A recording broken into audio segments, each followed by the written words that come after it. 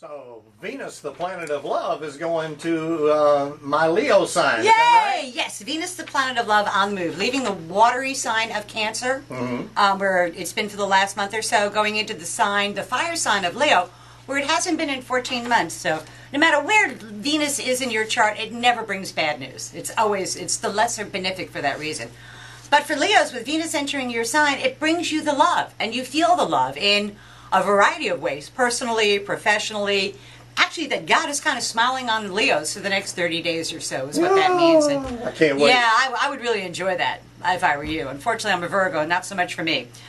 Because Venus is now in our 12th house of what is hidden. And normally when Venus is in your 12th house, you have to give more than you get. It's sort of like, okay, I'll do it today, I'll probably get it back later on, but there's no gratification in it for me right now. I'm doing it because it's either the right thing to do or a humble service. And the other catch with that is don't think you won't get caught, Virgos, if you're going to do any sneaky stuff. So, and sometimes Venus in the 12th means love behind the scenes, so just make sure the pleasure would be worth the pain. For Libras, it is in their 11th house of hopes, wishes, goals, and objectives. And Libras get the opportunity to have their male friends and colleagues help them out, lend them a hand. They feel the love from the group rather than from individuals. So if for example, somebody works for a Leo and the Leo does well, the Libra does well along with that. They take them with them when they go. It's not something that Libras can do alone. They need the help of a group to get what the Libra wants. For Scorpios, this energy is in their 10th house of career and public standing, and they have a spotlight on them as to how they do what in their professional role.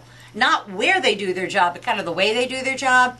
And it's either pats on the back or attaboy saying, yeah, you've done a good job, or this is how you can make it better. And I find very few people are receptive to that. So let's hope for the attaboy pat on the back rather than here's how you need to improve. For Sagittarius, this energy is in the 9th house of long-distance travel, the law, reaching a larger audience with your world. Sagittarians may get an opportunity for travel, and if they should take it. It's a good time to learn something very useful about their world. And then the other thing for Sagittarians is the law is on their side for the next 30 days or so, and the law's on your side, you want to go ahead and use it. And yet, the nice thing about Venus is you don't have to club somebody over the head over. It simply woes out favorably for you, the Sagittarian. For Capricorns, this energy is in their 8th house of profound transformations, and something new comes to light that changes things for Capricorns one way or the other.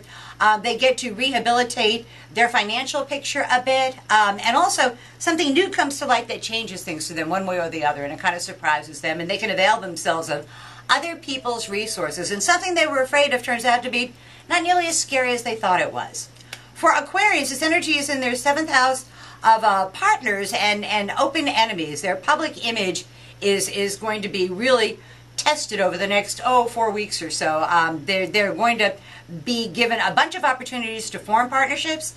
They're going to be given opportunities to heal partnerships, and I'm a big fan of healing partnerships. Yes. One way or the other. Sometimes it starts with I'm sorry, I was wrong, and even if you don't really mean it, you can practice in the mirror saying it.